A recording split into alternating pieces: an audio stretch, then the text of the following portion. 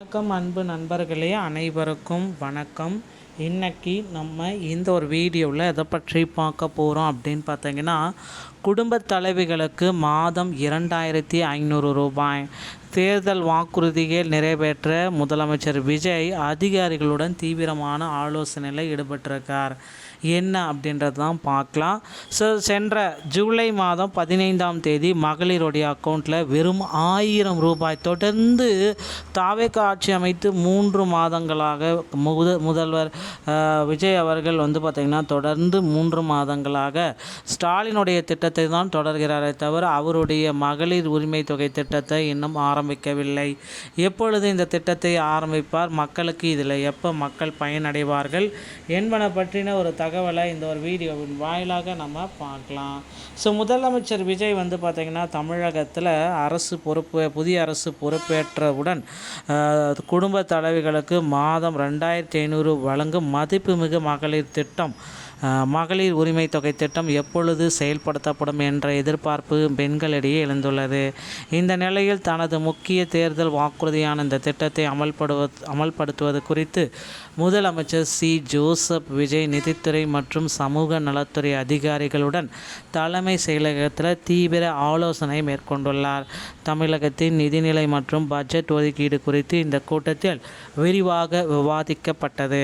சட்டமன்ற தேர்தல் பிரச்சாரத்தின் பொழுது முதலமைச்சர் விஜய் அவர்கள் 2500 ரூபாய் நாங்கள் கொடுப்போம் அப்படின்று சொன்னது மக்கள் மத்தியில் ஆழமாக பதிந்துவிட்டது. ஆட்சிக்கு வந்தால் 60 வயதுக்குட்பட்ட அனைத்து தகுதியான குடும்ப தலைவிகளுக்கும் மாதம் 2500 உரிமை என விஜய் தேர்தல் அறிக்கையில் உறுதியளித்திருந்தார். முந்தைய திமுக ஆட்சியில் கலைஞர் உரிமை தொகை என்ற பெயரில் மாதம் 1000 வழங்கப்பட்ட நிலையில் அதனை 2500 உயர்த்தி வழங்குவதாக தாவேக வாக்குறுதி அளித்தது. தற்பொழுது ஆட்சி அமைத்துள்ள நிலையில் தாவேக அரசு இந்த வாக்குறுதிகளை தங்களின் முதல் பட்ஜெட்லேயே கொண்டு வர திட்டமிட்டிருக்காங்க. இந்த முதல் பட்ஜெட் பார்த்திங்கன்னா இன்னும் ஒரு சில தினங்களில் தொடங்க இருக்காங்க. இதுவரை முந்தைய அரசின் திட்டப்படி 1.31 கோடி பெண்களுக்கு மாதம் 1000 தொடர்ந்து வழங்கப்பட்டு வந்துகிறது. தற்பொழுது தாவேக அரசு இதனை 2500 உயர்த்தும் போது அரசுக்கு ஏற்படும் கூடுதல் நிதி சுமை குறித்தும் அரசு ஊழியர்களின் குடும்பங்களை தவிர்த்து மற்ற அனைத்து ஏழை குடும்பங்களுக்கும் இந்த திட்டத்தை சேர்க்கும் வழிமுறைகள் குறித்து முதலமைச்சரிடம் அதிகாரிகள் கேட்டறிந்துள்ளனர். தமிழகத்தின் தற்போதைய நிதி சுமையை கருத்தில் கொண்டு இந்த திட்டத்தை முழுமையாக தொடங்குவது என்பது குறித்து ஆலோசனை கூட்டங்கள் நடைபெற்று வருகிறது.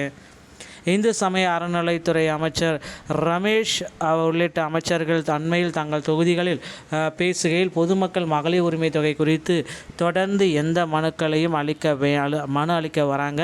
முதலமைச்சர் நிச்சயம் அனைவருக்கும் இந்த 2500 தொகையை வழங்குவார்.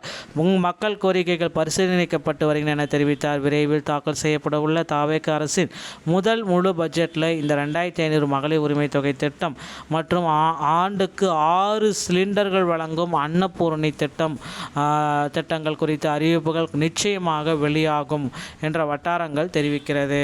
அதனால் ரெடியாக இருக்கவங்க மக்களே, முதல்வர் விஜய் அவர்கள் இந்த 1000 ரூபாயிலிருந்து 6000 ரூபாய் 2500 ரூபாயாக மாற்றக்கூடிய மகளிர் உரிமை மதிப்புமிகு மகளிர் உரிமை திட்டத்தை இன்னும் ஒரு சில தினங்களில் துவக்கி வைக்க போகிறாரு. பட்ஜெட்டில் இது இருக்கும்.